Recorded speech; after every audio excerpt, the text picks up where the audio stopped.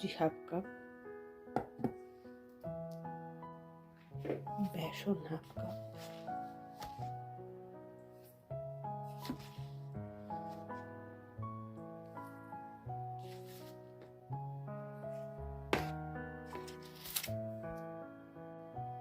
লবণ স্বাদ মতো, চিনিও স্বাদ মতো,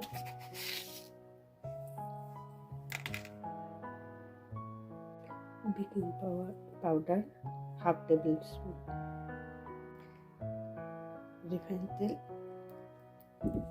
1 টেবিল স্পুন, আদা বাটা 1 চা চামচ, লঙ্কা বাটা না থাকলে লঙ্কা গুঁড়ো নিজের স্বাদ মতো, দই হাফ কাপ বা 1 কাপ, টক বেশি হলে হাফ কাপ, টক যদি কম থাকে তাহলে 1 কাপ দিতে হবে। আমি এখানে বাটার মিল্ক পেয়েছি, আমি বাটার মিল্ক দিয়ে করছি। এটাও মোটামুটি 1 কাপই পড়বে। এবার ব্যাটারটা বানাতে হবে। একটা স্মুথ ব্যাটার তৈরি করতে হবে, কোনো গাঢ় থাকা কিন্তু চলবে না। এবার এই ব্যাটারটাকে আধা ঘন্টার জন্য রেস্ট করতে দিতে হবে। আধ ঘন্টা পর যখন আমি এটা খুললাম, এটার টেক্সচারটা ঠিক এরকম হলো। এবার আমি এখানে যেহেতু আমি ইনো পাচ্ছি না, তাই 1 টেবিল চামচ বেকিং পাউডার, এটার মধ্যে বেকিং পাউডারটা দেব, আর তাতে 1 টেবিল চামচ লেবুর রস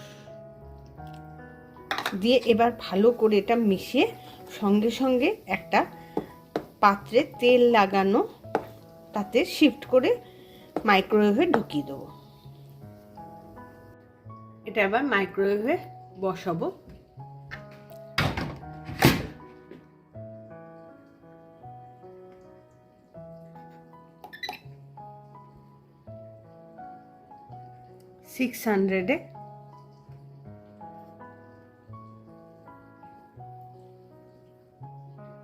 মোটামুটি 3 মিনিটের জন্য বসিয়ে দেবো।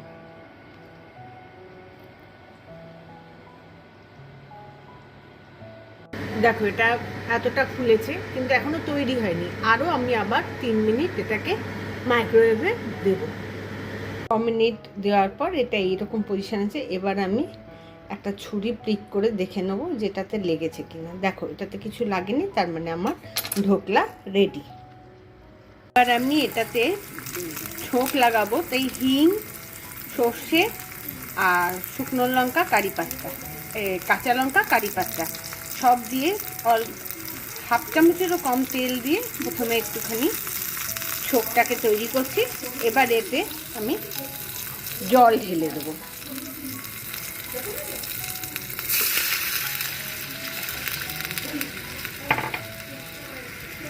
এটা ফুটে গেছে, এবার এটা ঢোকলার উপরে আমি ছড়িয়ে দেবো।